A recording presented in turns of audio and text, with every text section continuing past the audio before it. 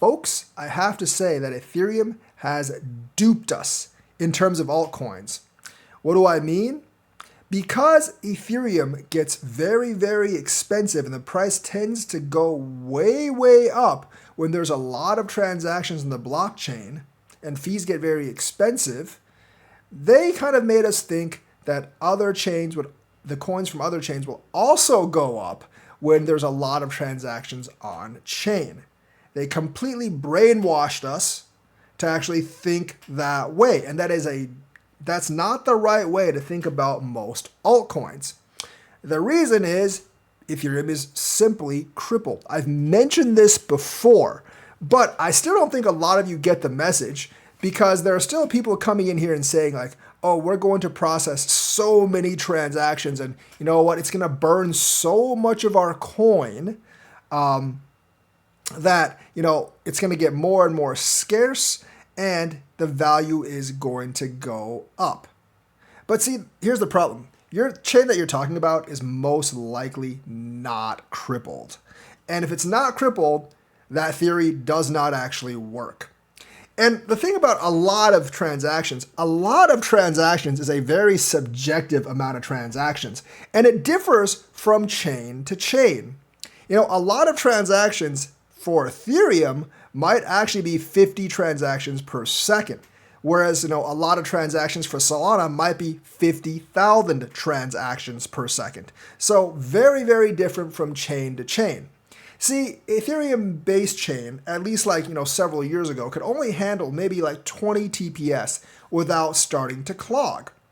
And clog it did a lot of the time, for those of you old timers that actually remember. Now, once it clogged, back then at least, you had to start bidding for your block space. And that just made the fee skyrocket straight up.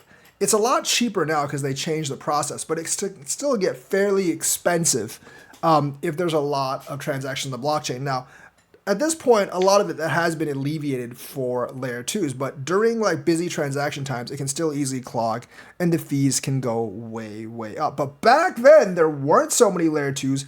A lot of stuff was happening on base chain. So whenever we had a bull run, oh man, you can bet that fee would go sky high. Happened in 2021, happened in 2017 as well.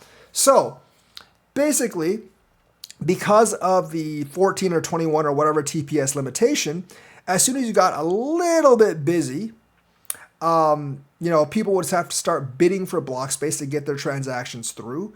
Obviously, at 20 TPS, you couldn't push all those transactions through in a good amount of time. So, you had to wait, 2 weeks for a $50 transaction. If you wanted a transaction within 15 minutes, you might have to pay $500 for that transaction. And of course, that has a knock-on effect on the price of Ethereum because, validators and stuff, they were getting that $500. And that made the coin worth a lot more. So the high fees, and of course the fees were paid in Ethereum. And obviously if you had to buy Ethereum with dollars, that dollar amount just goes way, way, way up. So the thing is the inefficiency and the massively high fees and clog that resulted from that massive inefficiency literally push the price up because once again, the chain, at least back then and probably still now, was massively GIMP. Now, it doesn't work for other chains because other chains are not crippled and GIMP. Take Solana, for instance. We're going to ignore the fact that it goes down sometimes, but when it's up, which is 99.9% of the time, it can process, I think, something like 50,000 transactions per second. Now, let's take into account how much 50,000 transactions per second is. That is over 1,000 times what Ethereum can process.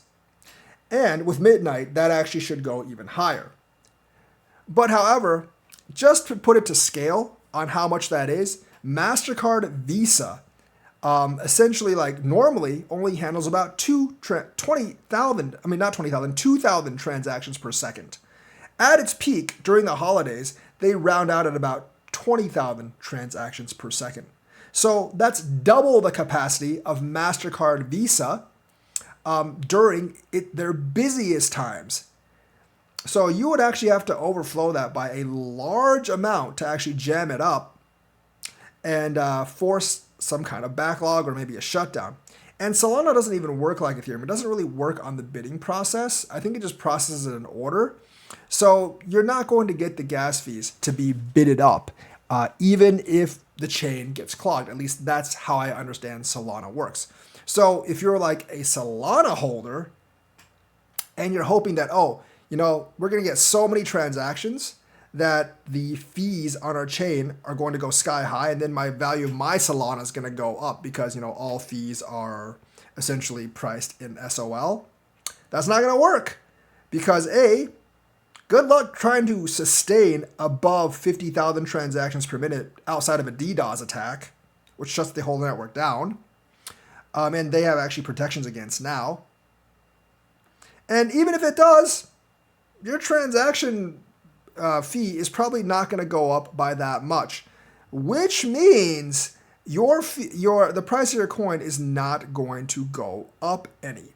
Solana gets a lot of its value by locking DeFi, which makes the coin more scarce. But a lot of transactions on your chain will not make your coin more scarce and will not make your coin worth more.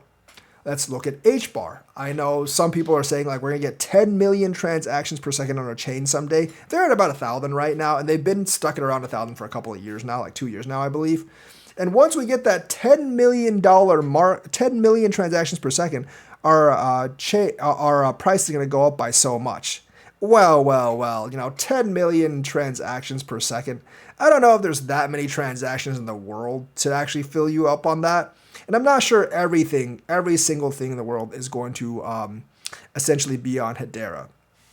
Not everything needs to be on a blockchain. When I sneeze, it does not need to be on blockchain. So, there's only going to be a subset of transactions that are going to be on blockchain, and there's a lot of blockchains to take those transactions. Now, Hedera, partnering with Avery Dennison and others, they already have about 1,000 TPS. Some of them are consensus TPS. In fact, I think most of them are. So, the real number of actual transactions is a little bit lower, but it's still several hundred, which is pretty good. But that has had zero effect on HBAR's price, unfortunately. So, you have 1,000 TPS, which is pretty close to what Visa has, in its regular hours, and you still haven't gotten crypto price growth. And you're trying to sell me on the fact that, hey, if we get 10 million TPS, which by the way may never actually be reached, regardless of how many partnerships you have, because like I said, they kind of got to 500 to 1,000 TPS about 2 years ago, and it really hasn't increased that much. It's only been increasing very, very incrementally since that. So I'm not going to wait for another 40 years for you to get to that 10 million TPS if it ever happens. And the thing about that is one of the Hedera's advantages is that the transaction fees are actually priced in dollars. And it's always $0.001 or something. It's some fractions of a cent. And the Hedera is burn. But, according to that burn rate, even if you had a large TPS, it would take you years to even burn 1% of the supply. The chain is set up that way. So the HBAR doesn't get scarce, super scarce, when there's a lot of transactions. And most chains like XRP and Hedera are set up that way too. They are set up for the enterprise customer to actually adopt them. So they don't want the chains to get super expensive and raise in price once you get a lot of transactions, because then none of the enterprise companies would actually use them. Now, here's the thing, when an enterprise company uses the chain, it doesn't necessarily, and in fact, most of the times, it does not result in an increase in the coin price. And that's kind of how it's actually planned because, like I said, they don't want transactions to get more expensive. When the enterprise signs up, the foundation or the company behind the chain get obviously a fee, or they get some kind of service contract. They make money. However, since the coin doesn't go up, us, the investor, don't make money. Don't forget, just because you own a coin does not mean you own a part of the company or foundation and then have absolutely zero responsibility to raise the price of your investment. They might say that on the podium when making speeches and wanting you to buy more of their coin, but they actually have no real responsibility to raise the price of your investment. And some of you are saying, oh, but they'll do it out of the goodness of their heart because we supported them. Baloney. They don't care about any of that. These are businessmen, and businessmen are vipers, whether they're in blockchain, crypto, or not. So that really doesn't work. So Ethereum, because of its gimpness and its crippledness, has actually gotten so many altcoin investors to think that, hey, if we get partnerships, if we get this adoption, if this brings a lot of transactions onto our blockchain, if these enterprise companies actually use your blockchain, we're going to get a ton of transactions, we're going to get a ton of burn, and as a result of that, the price of our coin is going to go up. No, stop thinking that way. Unless your chain is crippled like Ethereum, it is not going to work like that.